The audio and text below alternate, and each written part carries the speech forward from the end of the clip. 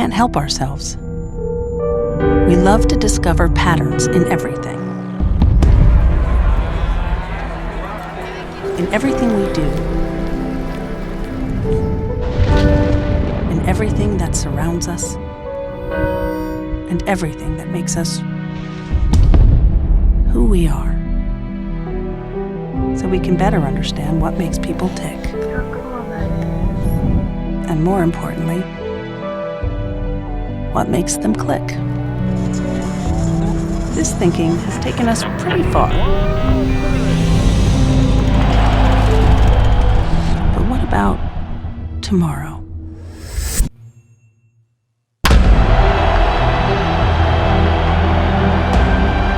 Traditional marketing continues to segment, stereotype, and categorize everyone, attempting to understand just who is out there and what they want. But something happened. People don't want to be categorized any longer. You saw this change coming. You could see it was only a matter of time before the demographic as we know it would fade away. Over 7 billion of us are out there, and every last one of us, a unique story. In our search for commonality, we discovered something amazing. People in the center of their worlds, on their own journeys. We now have the ability to customize their world, their way. The power to understand every story, enhance every journey, and make every single customer the center of their universe.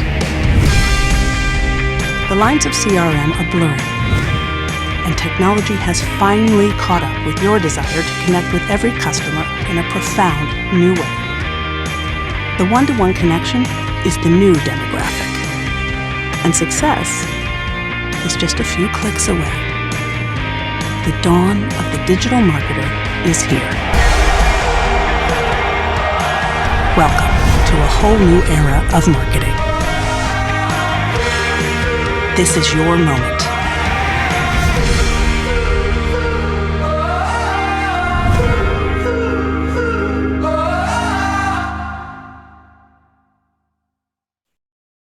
Alrighty, good afternoon, everyone. My name is Armin Wieland. I'm the founder at V5 Digital. And with me today on our first V5 Africa webinar, I've got Ana Ilunga, our Customer Success Officer here at V5 Digital, currently based in the harbor town of Walvis Bay, and also our keynote speaker, Megan Hollis from Do Digital, currently based in the beautiful city of Cape Town. And yours truly, I'm presenting today from Windhoek, which is the capital of the Republic of Namibia.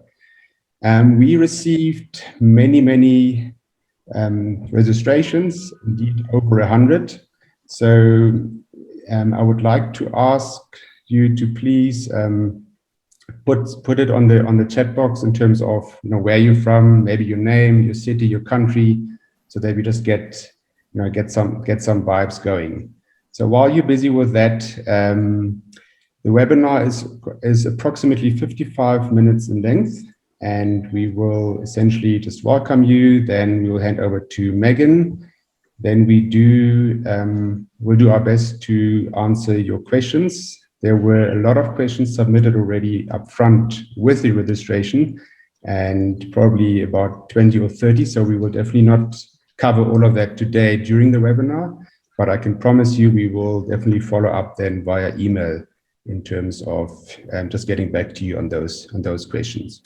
As the introduction video said, it is indeed the dawn of the digital marketer. And again, we're very excited to have all of you on board, and also thank you for your trust and trusting us that we can actually pull off an amazing webinar series. So just a little bit about V5 Africa.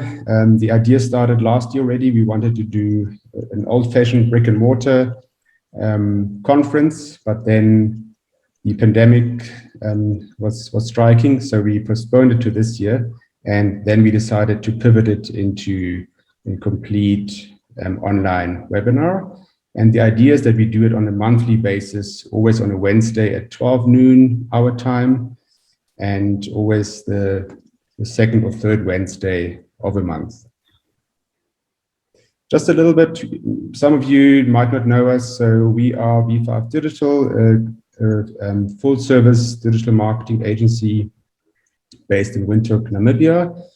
Currently still predominantly serving clients in Namibia, but also more and more in Southern Africa. And the aim is to also get international clients on board as well. We're passionate about a whole lot of things. I'm not going to run through all of them, but I think you can get an idea while looking at the screen. And we will be thrilled to welcome you as our customer or partner in due course. With that, I would like to thank our technology partners, which are currently partnering with V5 Digital. One of them is Rocket Seed, loved by marketing, trusted by IT. It's an amazing email branding platform. So brand every employee email from every device with Rocket Seed. So should you or your organization have an interest, please do come forward and we can help you implement that solution. We are also, and I must say very proudly so, a Salesforce partner. So those of you that don't know, Salesforce is the world's #1 CRM platform. We help your marketing, sales, commerce, service, and IT teams work as one from anywhere, so you can keep your customers happy everywhere. And we also have a very exciting partner on board with the name of SharpSpring. So SharpSpring is the marketing automation platform that helps marketers drive more leads, convert more leads to sales, and optimize your marketing return on investment. With that, I would like to hand over to my co-host, Aina, who will run you through some housekeeping. Good day, everybody. My name is Aina, Customer Success Officer for V5 Digital. I'm just going to give you guys a little bit of housekeeping. If one of your team members or if you would like a recording of this video, please do not worry. You will get one at the end of this webinar. If you have any questions for Megan, myself, or Armin, there's a Q&A functionality that you can click on and send through your questions, and I will direct them through. And then finally, please be active on social media, especially on Twitter. Use the hashtag V5Africa, and you can stand a chance to win a moleskin V5 Digital diary, as you can see on your screens. So I am really honored to hand it over right now to our keynote speaker, Megan. Thank you so much, Aina. Thank you, Armin. Wow, what a warm introduction. I'm so thrilled to be joining you guys today. And just by way of an introduction to me, I, up until recently, was the digital marketing manager for the V&A Waterfront, but I've since kind of pivoted and I'm now pursuing my love of education full-time with Do Digital Academy. I also have a YouTube channel, which I love posting digital marketing tips. And today we're really going to be chatting through a bunch of those, chief of which will be digital marketing trends, as well as social media platform changes that we can expect in 2021. I'd like to encourage everyone to use the Q&A function. Aina is watching it like a hawk. So if you do have any questions, just so I'm not talking at you, please do pop them there. We have like a middle break just to answer those. And then by way of a structure, we're going to kick off with Facebook, Instagram, YouTube, and Twitter, and some of the changes that we've been seeing more recently from that front. And then we're going to move on to LinkedIn. Oopsie. We're going to move on to LinkedIn, as well as Clubhouse, Pinterest, TikTok, WhatsApp, Google. We've really tried to jam pack today's session as much as possible. So thank you very much for giving up your lunch break to join us. So one of the first big changes, which iOS and Apple lovers will surely know about, is the fact that iOS 14 is wreaking havoc for marketers, but giving big wins for consumers in terms of its privacy. So one of the big changes you'll see people talking about is iOS 14. And what this effectively means is that with Apple kind of making this foray into consumer privacy and putting privacy at the core, it means that a lot of the apps that used to track you in the background are no longer able to do that, chief of which is Facebook, because we know that's kind of where they make the lion's share of their revenue. So certainly this has a lot of implications for us marketers, chief of which would be updating our Facebook's SDK and learning a lot more about the specific implications for our particular brands. It also means that we have to verify our website domains and just continue to act in a really legitimate and reputable way. What this does mean from a consumer perspective is that both Facebook and Instagram are going to start asking Apple questions, basically reminding them that they're on iOS 14.5, which we all know the saying, if you're not, we all know the saying that's really, if you're not paying for the product, you are the product. So certainly we're seeing with iOS 14.5, it's bringing to the fore the fact that if you're not paying for Facebook and Instagram, there's actually a line at the bottom that says there's a chance that you may start paying for those services. So we don't know if that's just an empty threat at this point, but certainly if you're not able to be tracked, it means that something like Facebook's difficult. It's difficult for them to monetize you as a user. Next up, from an iOS perspective, is of course the new emojis that we've been seeing. So we've got a less scary syringe, which in a time of COVID is important. But some of the other more fun changes are things like AirTag support, which comes with 14.5, as well as the ability to unlock your phone while you're wearing a face mask. So who would have thought that it would have come to this? But something that I am excited about is you can now use call silencing for unknown numbers on your iOS 14, which is quite cool, as well as that app tracking transparency we've just chatted about. The other cool thing that's coming out of Facebook specifically is the fact that they are launching an all-new suite of audio products to take on Clubhouse. So we see this across the board where definitely Clubhouse is posing threats to these bigger social networks. And so Facebook's actually going to be launching its own version of this. And they're also doing a push into podcasts, which is aided by Spotify. So certainly we'll be seeing a lot more from these players in the audio-only space. The other thing that we can expect from Facebook, hopefully in the near future, is the fact that in the US and the UK and now in Germany, they've actually rolled out a Facebook News functionality, which is a dedicated news feed that just comes from reputable publishers. So gone are the days of fake news, and certainly Facebook's making a big play to kind of move away from the clickbait and the spam that we kind of have grown accustomed to seeing on our news feeds, and actually only curate massive publications into a dedicated feed on our Facebook app. So that's great from us as a consumer perspective, and it's also great for the publishers because it means that they're better able to monetize the content, which they weren't really able to do with Facebook previously. It's also lifted the lid on its algorithm more recently. So we've always had to kind of speculate as to how organic reach works on Facebook and what the key factors are which drive whether or not people see the content or don't.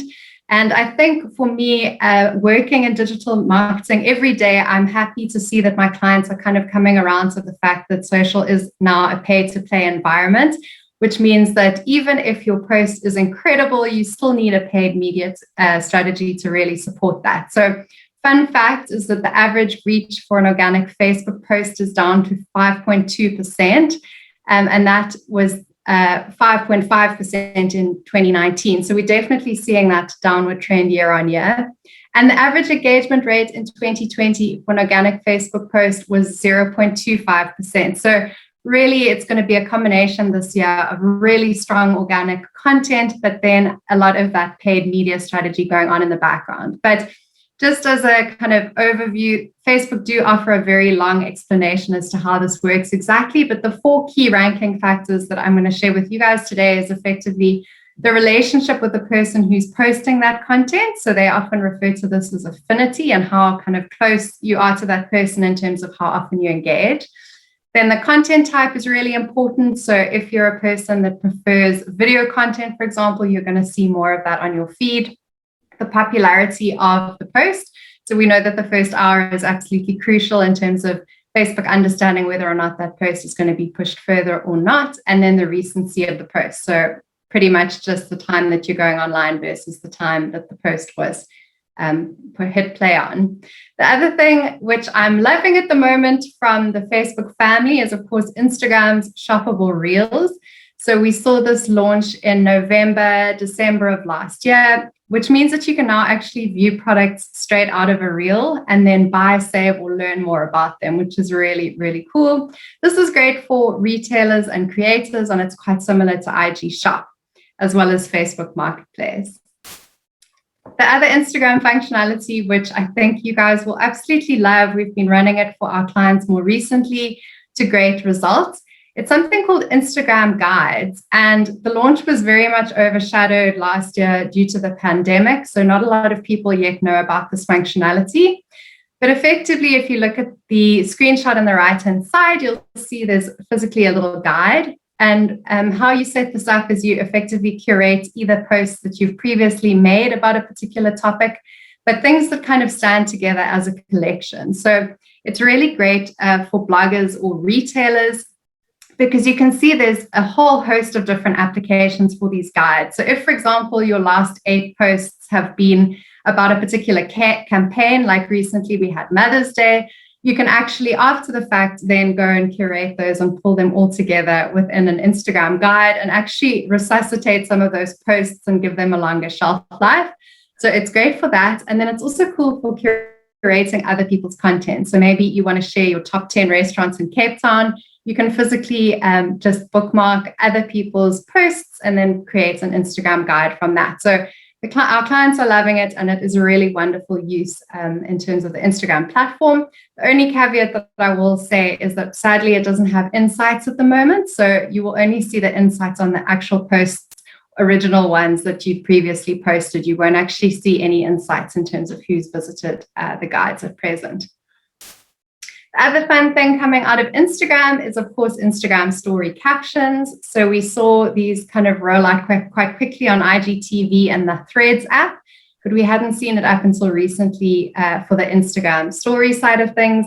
This is only available in English at the moment, and you do need to check exactly that Instagram's transcribed it correctly, but it's pretty accurate. We've given it a bash, and it works really well. So that's, of course, great for sound off, and that's kind of the default for people who are watching video on their mobile phones.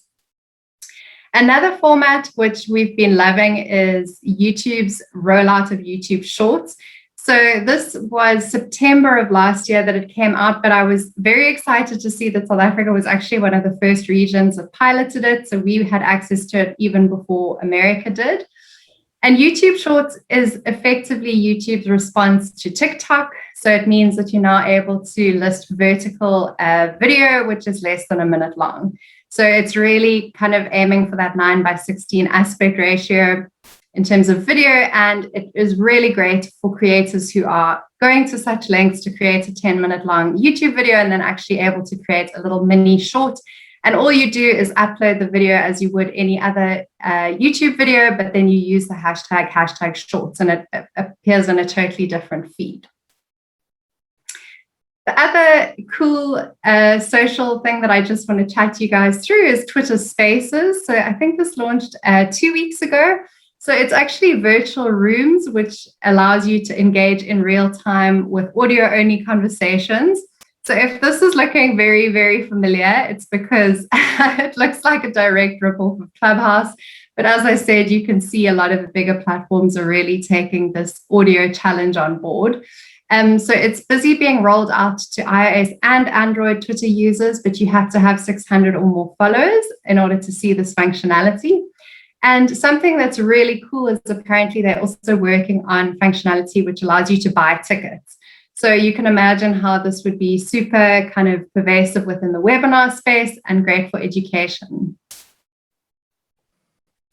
Twitter Fleets is another cool Twitter one we saw coming in at the end of last year. And Twitter was noticing that a lot of its users were leaving unpublished tweets in their drafts. And so we all know that sometimes Twitter just feels a bit too permanent. So they kind of met this need by creating what they call Twitter Fleets, which looks very similar to Facebook's text statuses. So if you guys have ever created one of those text statuses with the colorful backgrounds, that's pretty much exactly what it looks like. And of course, only lasts for 24 hours. So very similar to Instagram stories. This is great from a brand perspective for showcasing some behind the scenes kind of ideas and what's kind of going on potentially at photo shoots and that sort of thing. The other big player that Twitter's made is to catch up from an e-commerce perspective. We definitely saw that the other brands like Facebook and Instagram did a much better job in terms of the retail sector. So Twitter now has an all-new format which allows you to shop directly from Twitter, as well as what they're calling super follow, which effectively allows creators to earn money from Twitter from only $4.99 a month. So you can sign up for a subscription to your favorite creator, and it works in a very similar way to OnlyFans and to Patreon. I'm going to hand over, Ina. I think you running with our Q&A, and if we've had any questions up until now. Oh, you unmute. Okay, currently, sorry, I had to unmute myself. Okay, currently there's no Q&A from the chat, but everybody, I'll just like to bring it to your attention again that you can send through your questions to Megan and I'll direct them to her. As for this list, these are the questions for people who registered. So I'll ask like maybe one question to you, Megan, and then you can answer it.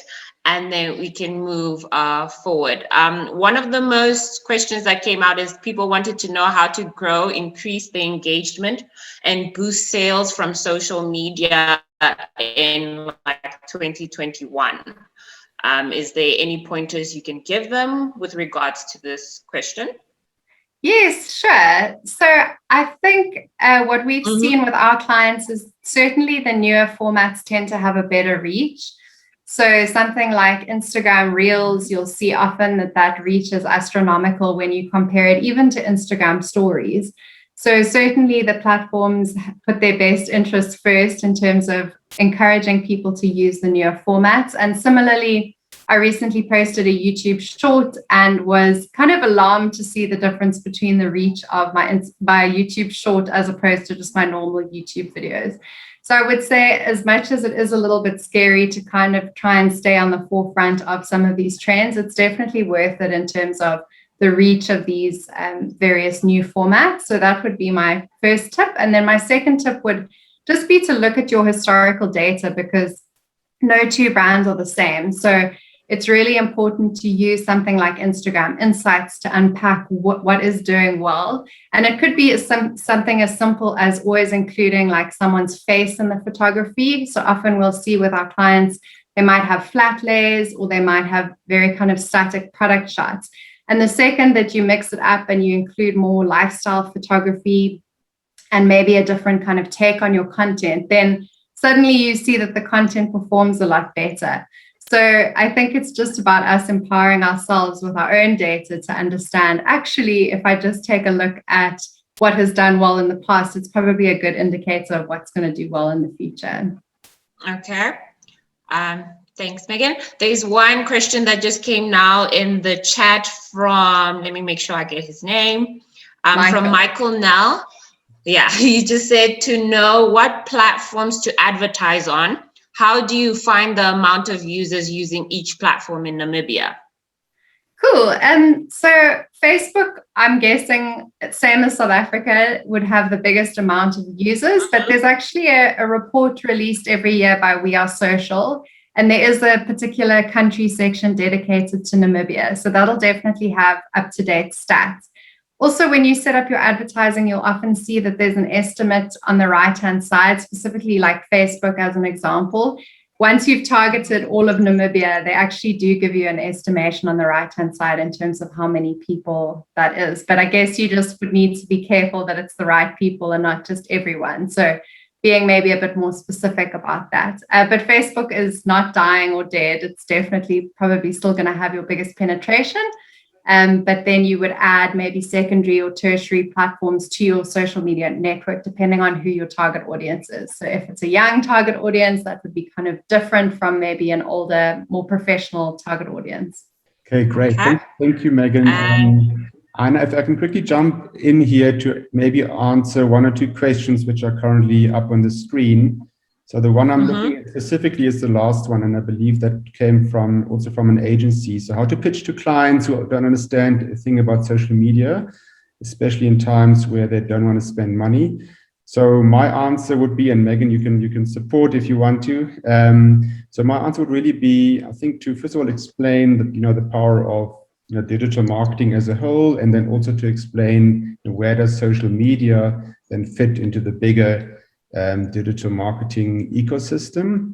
And then maybe to ask them, where do you currently spend your marketing dollars? Because obviously if they don't spend anything currently on marketing, then it's a little bit harder to convince them to spend anything or to start with social media marketing. But if you realize, there's already quite a substantial marketing budget out there, for instance, on traditional, you might want to convince your client to actually move some of the budget over to digital, or more specifically to social media. And then also to prove, and I think that's what we always do at V5 Digital, to prove to clients, what is really the benefit. Because one of our a payoff line of ours is, we are data-driven digital marketers, and so to really prove with the data in terms of, what is the reach and what is the cost per click, cost per reach, and also, if you do any conversions, what is actually then the cost per lead gained. So that would be my answer to that particular question. I see there are one or two questions on the iOS 14.5. Those ones we will probably take offline because it takes longer to explain. Then also the Google question, we will be able to explain it to you offline because it takes a bit longer to explain. Thank you. Cool. Shall we carry on, Anna? There's one more question that's with regard, and this came through the Q&A facility. So thank you, Devin, for that. Devin asked, small business are crippled due to COVID lockdowns. What would be the best channel to start off with to boost business sales, free or small budget? So what do you guys suggest with those ones? Sure. I think it depends quite strongly on your industry as to how best you can kind of reopen post-COVID and reach back out with your target audience.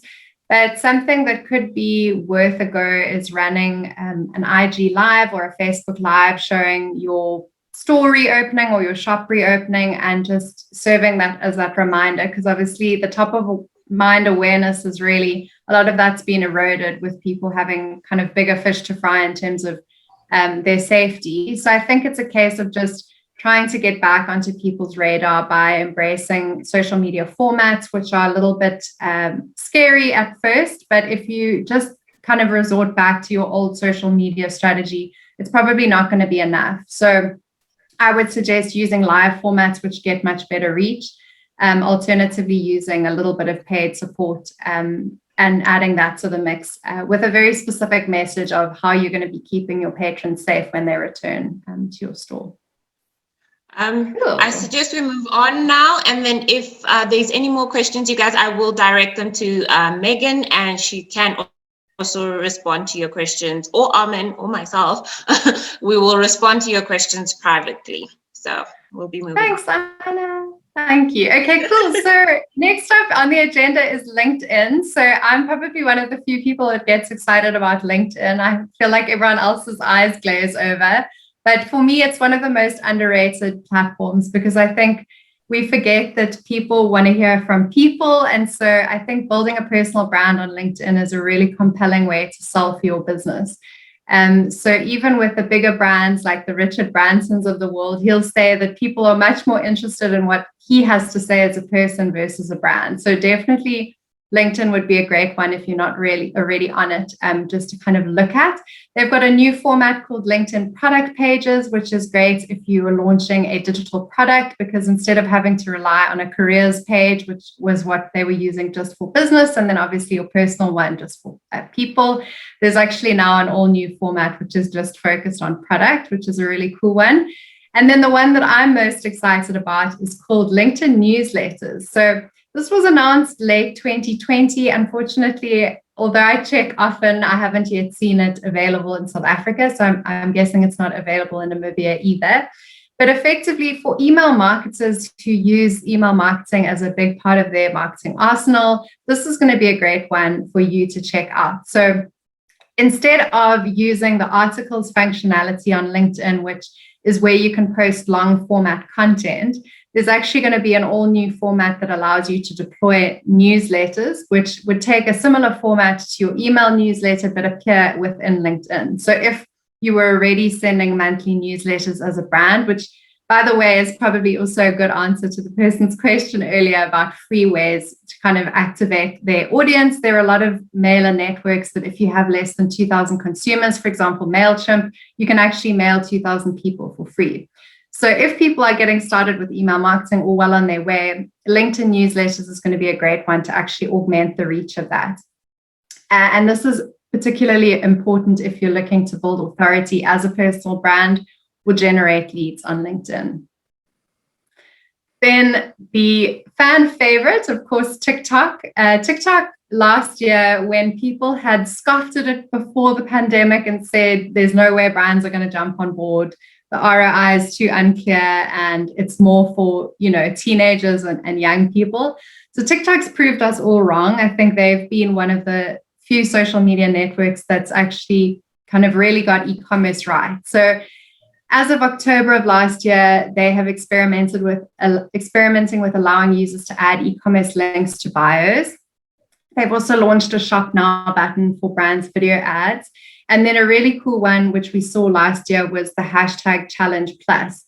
So it was actually an e-commerce feature allowing users to shop for products associated with a sponsored hashtag. So how we saw this being used last year was there was a lot of kind of support around small Black-owned business, and there was an associated hashtag where people could shop and show their support for those businesses at a time of need, which was a very useful kind of application for it. The other cool thing for TikTok was that they announced a partnership with Shopify, which obviously is like probably one of the biggest e-commerce platforms in the world. And merchants who have access to Shopify are now going to be able to sell directly through TikTok. So it's a case of actually being able to link up your two feeds. And then you can have in-feed shoppable video ads, which link people directly to a Shopify store. So definitely they've been kind of blazing the trail there in terms of e-commerce. They have a lot of cool ad solutions as well. So definitely if your target audience is a bit younger and if you are kind of dabbling in paid media already, it might be worth looking at TikTok. So they have a video solution, which is what they call top view, which ensures that your video is the first video that someone sees when they log in for the day. Twitter used to have a format like this and TikTok's kind of just borrowed it. And then there's also in-feed ads, which appear as you scroll. And then there's also branded effects, as well as the branded hashtag challenge, which I mentioned. So contrary to popular belief, you can get it right from a brand perspective on TikTok. It would just mean that you obviously need probably a younger target audience and you need the capability to be able to produce content that doesn't look like ads, because that's obviously not going to work with TikTok specifically.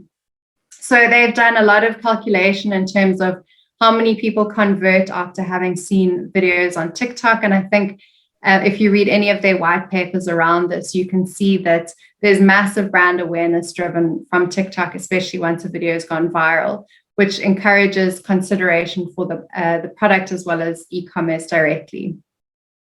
If you're not kind of cognizant or aware of TikTok at all, we've just popped in a cheat sheet to help you on your way. So in terms of pros, it's obviously great for Gen Z marketing. It's engaging and very high energy.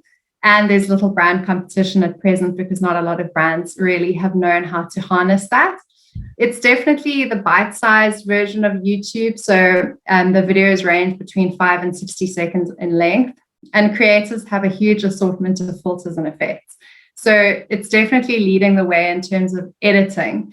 A lot of like Instagram, for example, even when people edit Instagram Reels today, I'll notice that typically they won't edit their Reels on Instagram itself. They'll use a third-party app, like I use InShot, for example.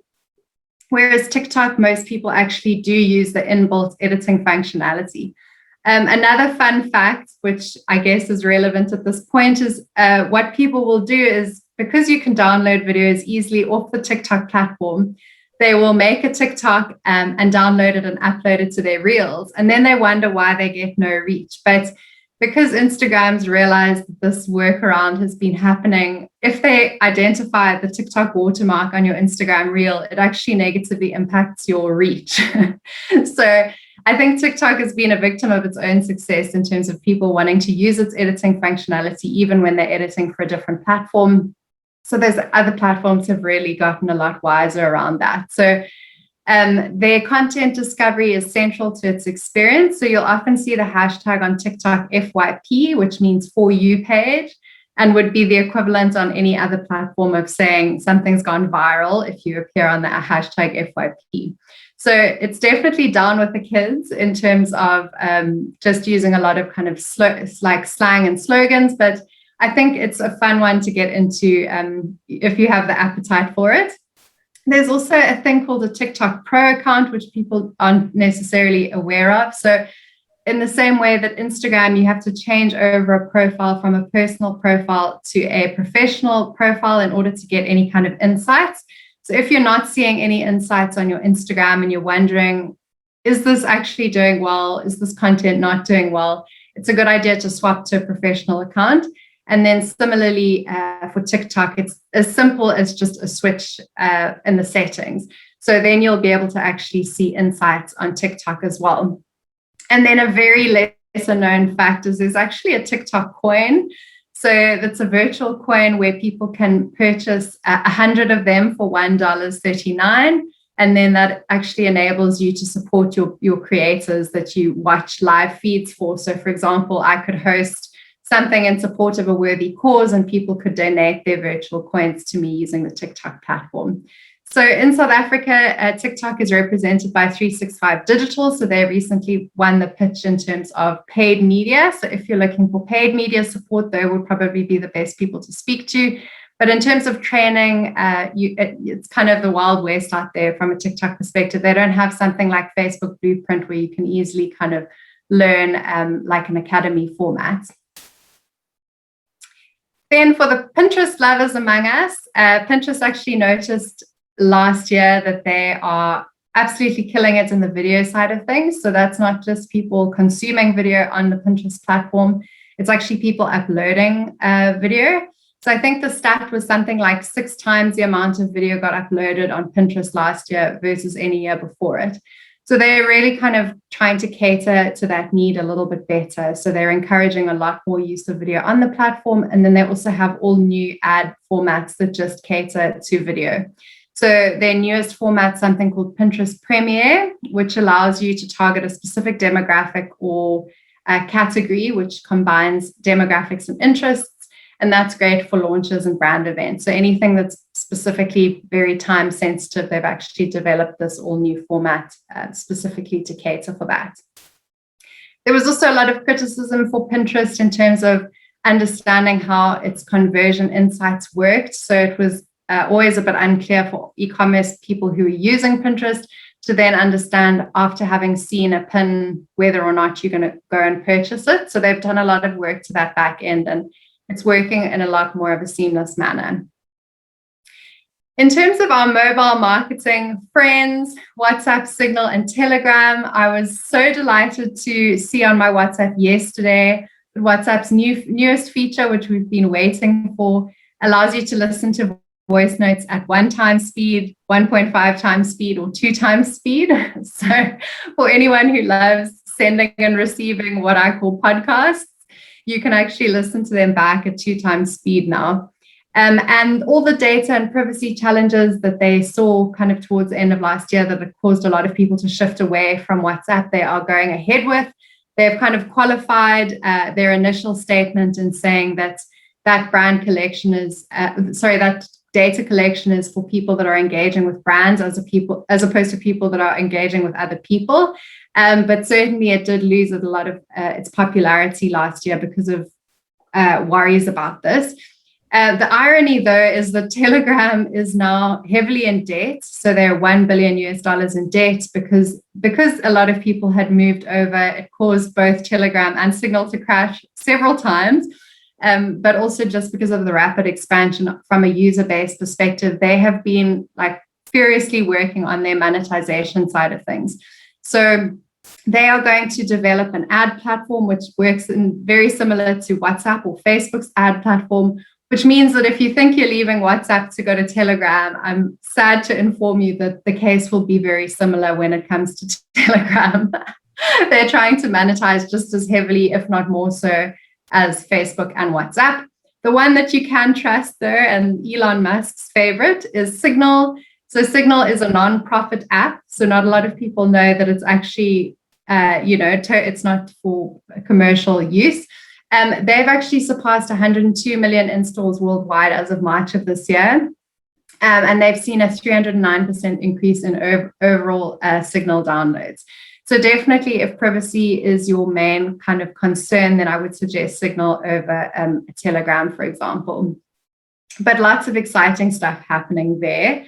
This is one of my favorite graphs because you can see how WhatsApp really started to decline towards the end of last year.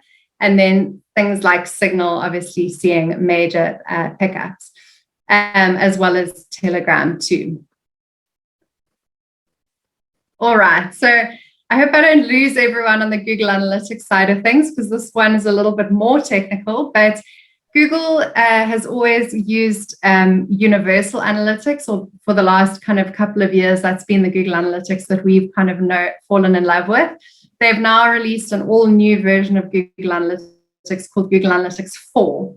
And so it's not just a case of upgrading your analytics or upgrading your tracking code. You actually have to totally swap out your tracking code away from the universal analytics one to the Google Analytics 4 one. So the reason why this is so exciting is because previously analytics was very much split in terms of web properties and app properties. And so then this new update is actually going to mean that these are quite seamless and interlinked. So you can actually track people a little bit more seamlessly as a brand and therefore live up to your promises as like this omni-channel experience, which previously was a little bit more difficult from a tracking perspective. So there are a lot of key features which, if you work a lot in universal analytics, will mean a bit more to you. But the key kind of changes are the fact that with universal analytics, you had a lot of data within data within data. So there were always like stacks of parameters, and you could define things by like primary and secondary dimensions. And for G4, they've really simplified everything. So you now just have the event and the user. And then all data is stored in parameters, and you can have up to 25 parameters per event. The other thing that we also saw with universal analytics, because the reporting wasn't very flexible, it meant that a lot of people had to use something like Google Data Studio over and above analytics in order to make coherent or cohesive reports. And so one of the big changes with G4 Analytics is the fact that now you can actually customize your reports a lot more. So the recommendation here is really to implement the new G4 tracking code as soon as you can and leave it to run in tandem with your old tracking code. And then when the old tracking code is phased out, you'll at least have some historical data. Because if you were to leave it to the last minute, you would just have, quite an abrupt cutoff in terms of your data, which we wouldn't want. Google's also made some really cool algorithm updates. So May of this year, there's an upcoming algorithm change, which includes an emphasis on a combined factor, which Google is calling the page experience. For the developers among us, this will probably mean a lot more to you, but effectively, they're trying to focus a lot more on core web vitals, which is a combination, if you look at the diagram on the right-hand side, of loading speeds, interactivity, and visual stability. So there are a lot of factors at play now to kind of ascertain whether or not that the core web vitals report in the Google Search Console is really going to help you out.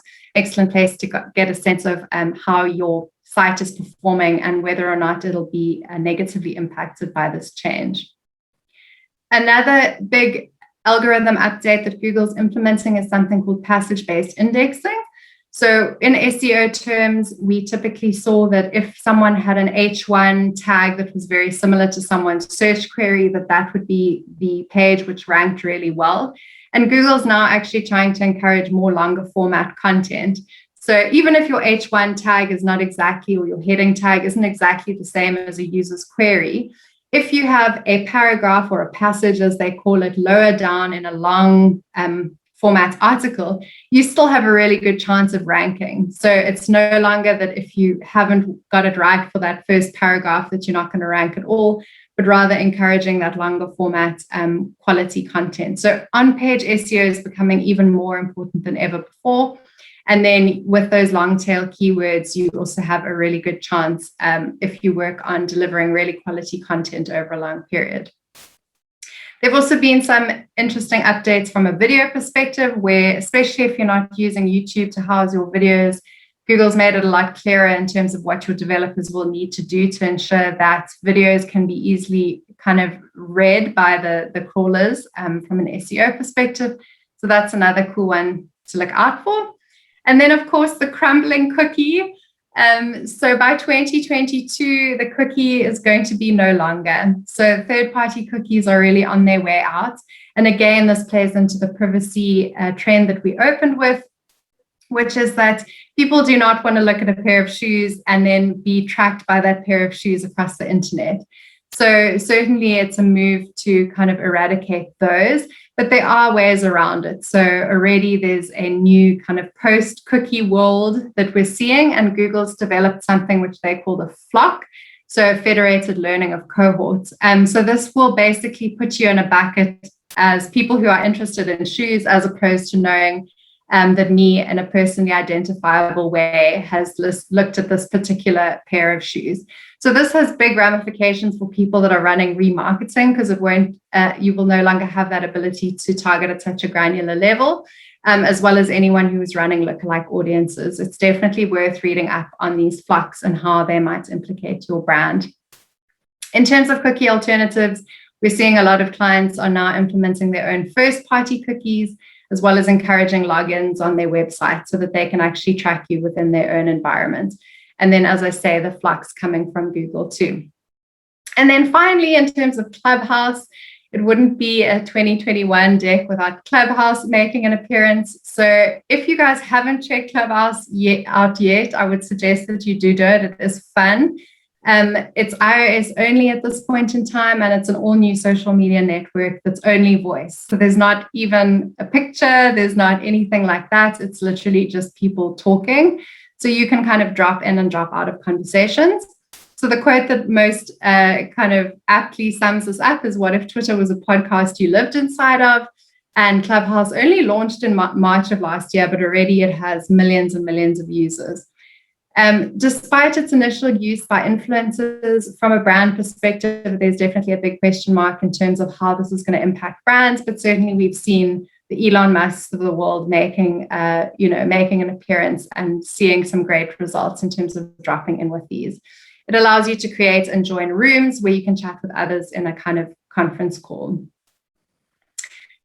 And that brings us to the end of my spiel. I hope you guys enjoyed it. I just wanted to wrap up and say, if anyone's interested in Do Digital Academy in terms of what we have on the radar, so we're busy launching or relaunching a course called Digital Performance Marketing, and it's a CITRA accredited course with a whole bunch of really cool modules, including strategic thinking, content marketing, website and analytics, SEO, paid media, mobile marketing, email marketing, and measurement. So definitely, if you're looking for a 101 from a marketing perspective, we'd love to hear from you. And Ina's actually got a little link that she's going to pop into the chat if anyone is interested in hearing more about that particular course. Ina, you muted. Oh, sorry. My bad. So I just added the link in the chat so that everybody can access it there. I would just like to let you know that 2 questions came through. One question came through, the other one I answered, and this one is directed to Megan, where Lavana Kluta asks, are corporates using Signal to engage with employees or consumers since WhatsApp has experienced security breaches in the past? That's a great question. I don't think so. I mean, I haven't heard of any big corporates moving to Signal, but I have seen them swapping out to Telegram. But I think Facebook, I mean, I'm not defending them, and I do recognize that they have made some bloopers in the past. But from a security perspective, I think they've been quite good in terms of unpacking how their encryption works and trying to be very transparent around what is and isn't being tracked, because obviously that wasn't always the case. So in my mind, I feel it's a bit of a case of like better the devil you know, because the challenge was trying to get a whole company across to an all new software and get them to actually engage with that is really difficult from an employee engagement perspective. So we've kind of seen with the clients that I've been working with that they typically are sticking to WhatsApp for now. But maybe once the penetration of those other apps increases, we'll see that too. Okay, and those are the only questions that I have. Unless anyone else has any other questions, please do pop them down and then I'll direct them to Megan. But from me and my side, we're done for now. Perfect. Maybe we can just go. Megan, do you want to talk about your slides a little bit more? Oh, sure. I mean, everyone can just check out our website. So it's just digitalacademy.com. And we're really passionate about the Academy because it's a lot more affordable than some of the other options. So that was definitely the reason why the Academy was started, was a more affordable option, but still being super credible. So everyone that works for our company, we all kind of agency stalwarts. So we've been in agency for a long time. And so instead of just teaching theoretical digital, which we know at this point is probably not even relevant, we're trying to focus a lot more on up and coming trends and things that are changing with platforms day to day. And I think we realize and recognize that marketers get super overwhelmed. And if we feel overwhelmed, I can only imagine how our clients feel. So I think with the question earlier around clients and how to sell to clients, I think you don't want to be coming from like a place of like the unknown or fear or like knee-jerk reactions.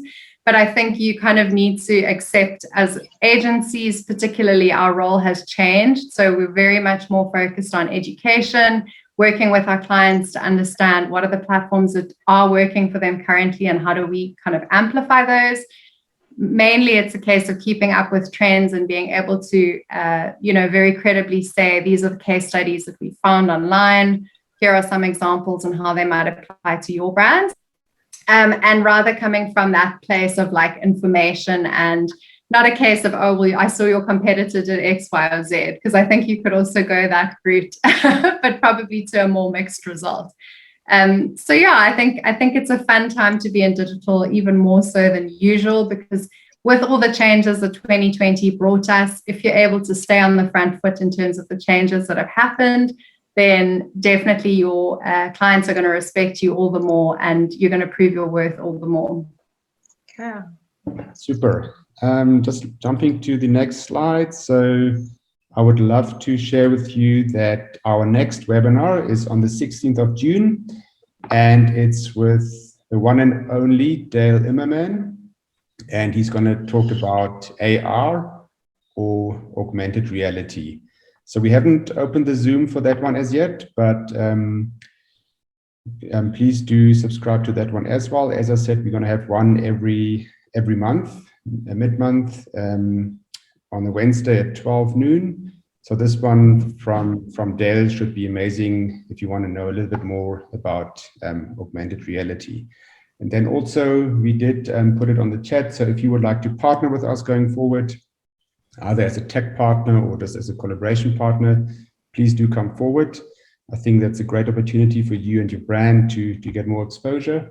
And also, if you or somebody in your network would like to become a keynote speaker on V5 Africa, please do come forward as well so that we can plan it together with you. So with that, that brings us to the end of the session. So you can't register as yet for the next webinar, but as soon as those links are up, we will definitely inform you via email. But with that, I would like to close the webinar. We did close about 2 minutes late, so not as German efficient as we would like to be, but I think I think we did well in terms of timing. But if there are any more questions, even afterwards, Aina, I can't see the questions or the chat right now, but if there's anything, I'm going to leave the webinar open for another minute or two. But without further questions or comments, we would like to close the webinar. Just thank you for your attendance and for being an amazing audience. Thanks, everyone. Thank you, Megan, for also being our first keynote. So that's a good applause as well.